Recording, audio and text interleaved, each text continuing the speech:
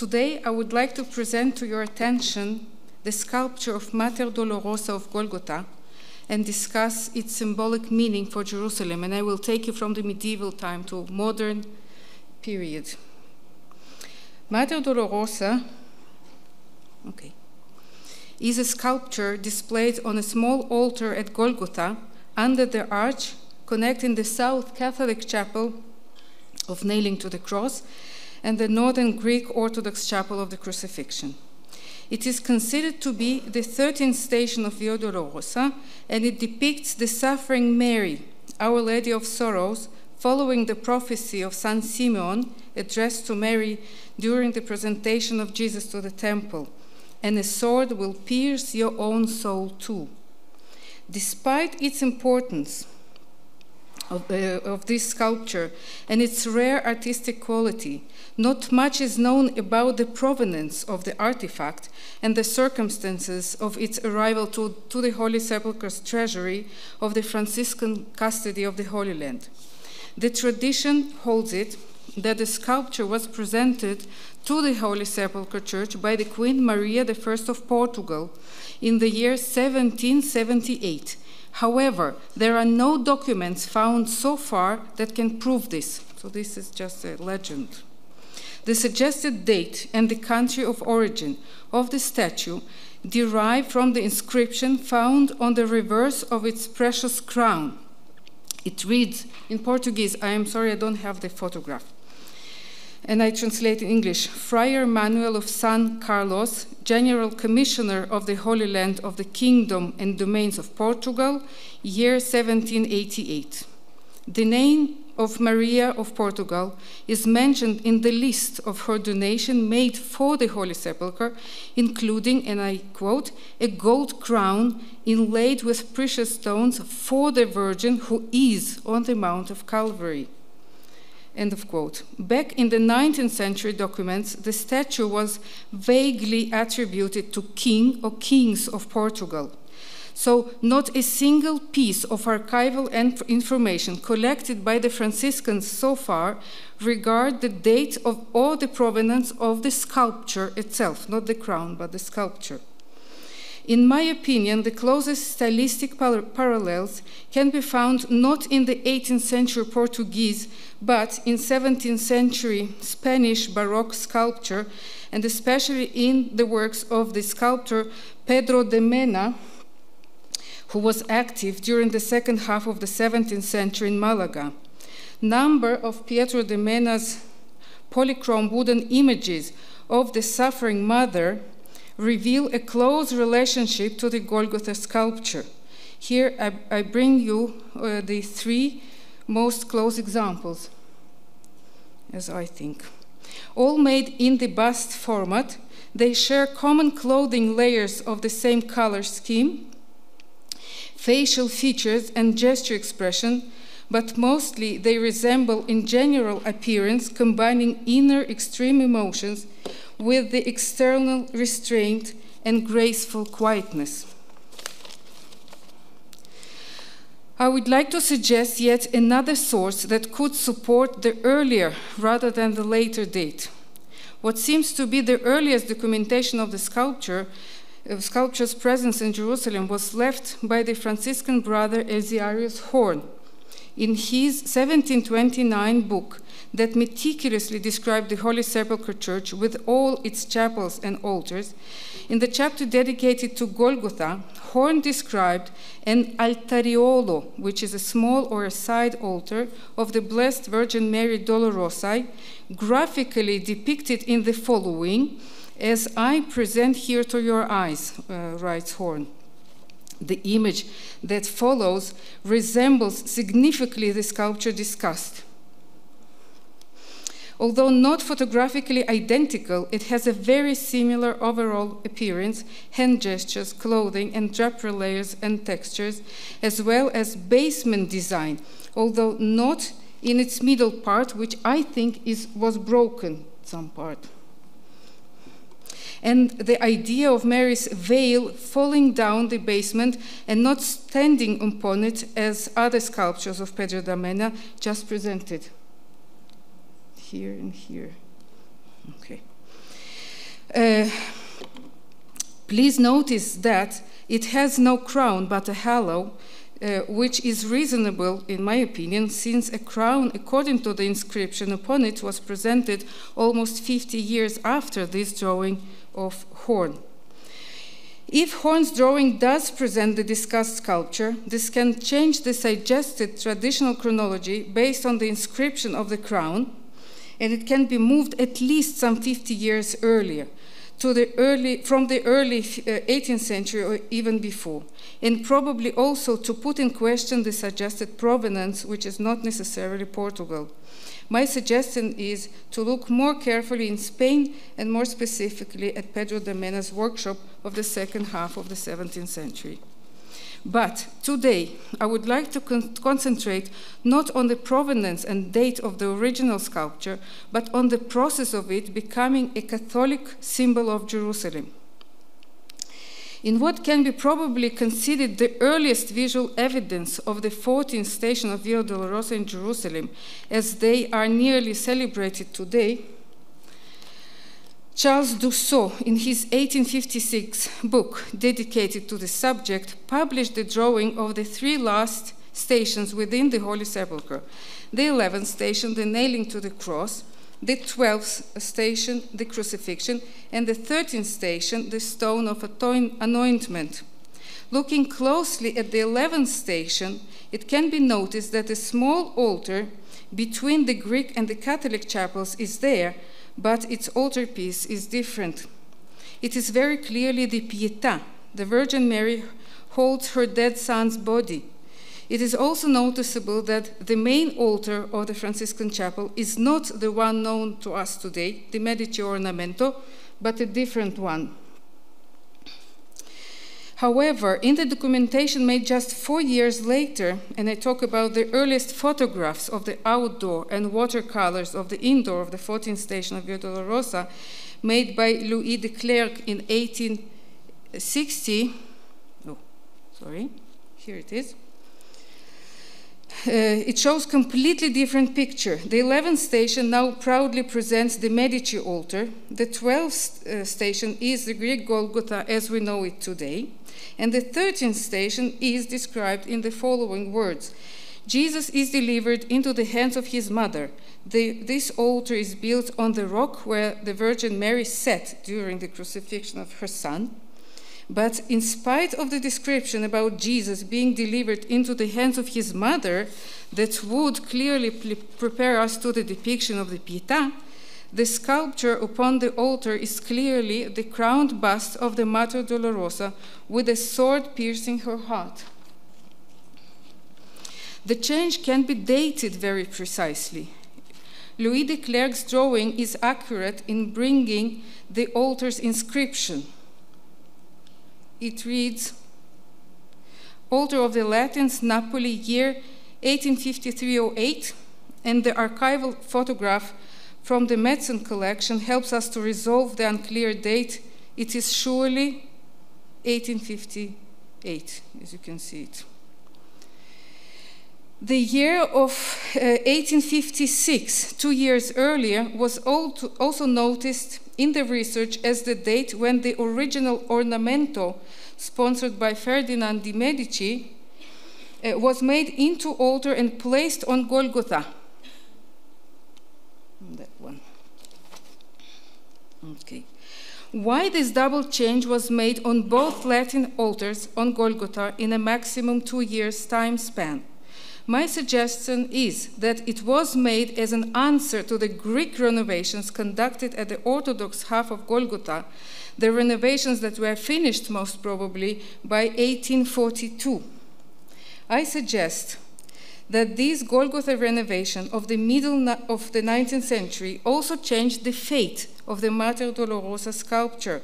Since that time, the sculpture and its protective case are well documented in a number of archival photographs. The metal case was made in a rectangular shape with a stepped round top and decorated with metalwork of flowers, crowned with the 3 crosses on the very top. You see only the bottom of them. here on that photo. Yes, and on the very top. And the pierced heart within the crown of thorns below, later covered with the Ave Maria initials. The Arma Christi on both side frames and lower frame, bearing the Franciscan coat of arms on the left and the Jerusalem cross on the right. Please note that there are no inscriptions in the middle cartouche as documented on the photographs. I mean here, nothing is here. Okay. It is also very clear that the sculptural image and its protective case were loaded with precious presents and expensive votive gifts.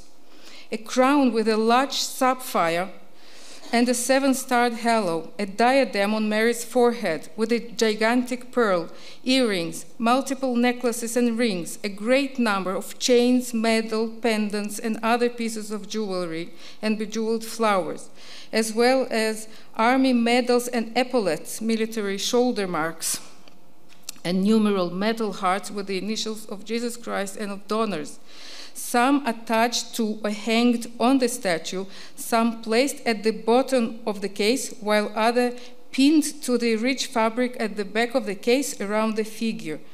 Even the sword piercing Mary's side was replaced, so it seems, with a bejeweled one. More so, while comparing photographs made in different times, it is also obvious that the decoration was dynamic. New presents were added, while the existing ones moved within the case or removed for safekeeping.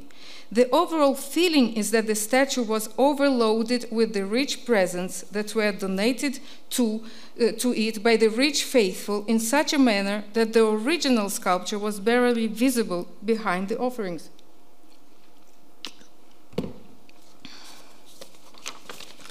All this supports my suggestion that in the second half of the 19th century, the Mater Dolorosa sculpture displayed on the Latin Calvary became a popular devotional image.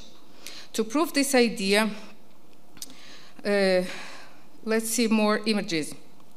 Around the year 1890, the Franciscan press in Jerusalem undertook the printing of the chromolithographs, also known as oleographs, in what appeared to be a considerable volume, potentially reaching hundreds, if not thousands, of copies.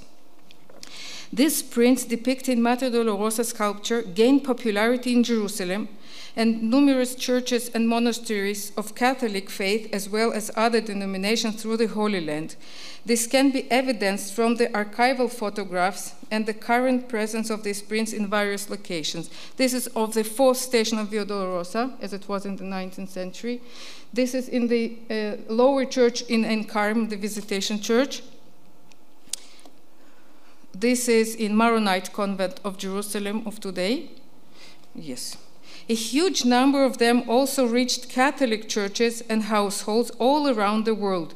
In France, Poland, Catholic Germany, Spain, Portugal, as far as Northern America, Mexico, and even Japan. Their popularity at the end of the 19th or beginning of the 20th centuries can be judged by the fact that many of these original oleographs are constantly for sale in antiquarian shops and on the internet, ranging from 50 to 600 euros on eBay, so be careful when you buy one.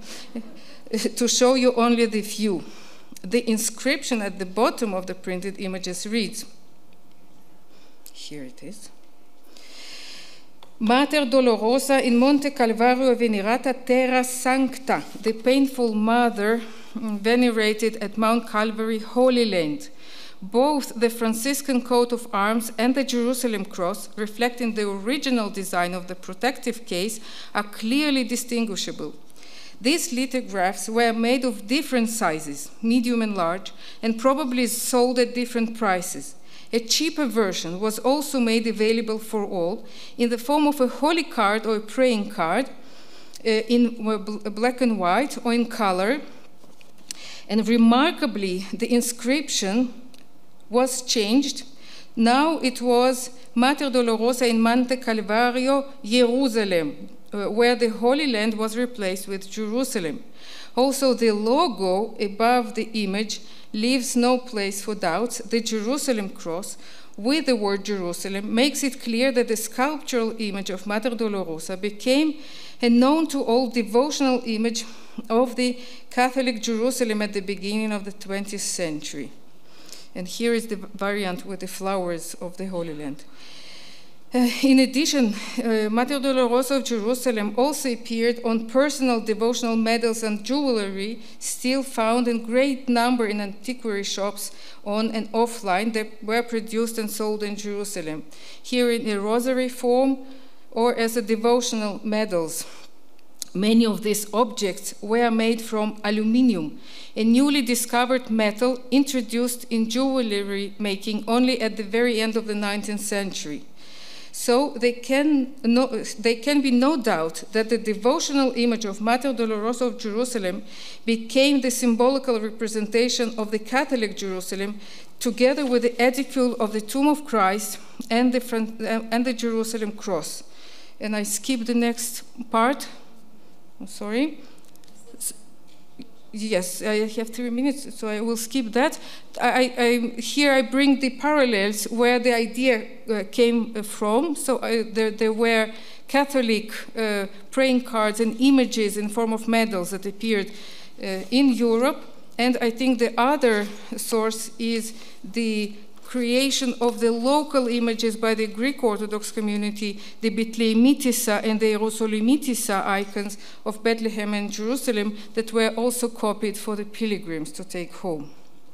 My final reflection will be on the question why the Mater Dolorosa of the Calvary did not make it to the fulfilled symbol of the Catholic Our Lady of Jerusalem, although it had the potential, as I tried to convince you at the beginning of the 20th century, when the Hierosolimitiza convincingly did. Today you go to the Old City, you see her everywhere. Its symbolic development stopped, so it seemed, with the changes initiated by Antonio Barluzzi. After the earthquake of 1827, the Franciscans asked Barluzzi to renovate the badly preserved Latin half of the Calvary. It took Barluzzi 10 years to fulfill the project after finding suitable artists and approving the decoration program. Leaving the Mater Dolorosa at her present place was a condition Barluzzi didn't like, as he thought it would not harmonize with its modern environment or merge with the rest of the decorations, in his words. It was Barluzzi himself who designed a new case for the sculpture. He wanted to give the Baroque artifact and its immediate environment a modern look that would harmonize with the newly installed mosaic in the form of the new granite protective case and the new altar that's supported by one column. The archival photos show that the devotional presents were arranged in a better order, but still there were obviously too many and looked too archaic. I guess that the final stage of the fundamental change of the devotional status of the image came after the robbery of August 1867, some 2 months after the Six-Day War, when the votive gifts of Mater Dolorosa, including her precious diadem and earrings, were stolen and returned to the church 3 months later by the Israeli police. Although the large sapphire formed the crown and some earring and bracelets were lost forever. You see here the hole from the sapphire. Remembering also that the minimalism in church decoration was one of the outcomes of the influential Second Vatican Council, completed just 2 years earlier, from now on, the sculpture has been preserved with a relatively small amount of the votive objects, some of them attached to the case's wall draperies, some standing in front, and very little on the Virgin's body and hands. They do change sometimes, but their amount always remains moderate. Today, the Mater Dolorosa of Calvary looks much more like a beautiful Baroque sculpture and much less like a popular devotional image, but it is still extraordinarily beautiful and emotionally moving. Thank you very much.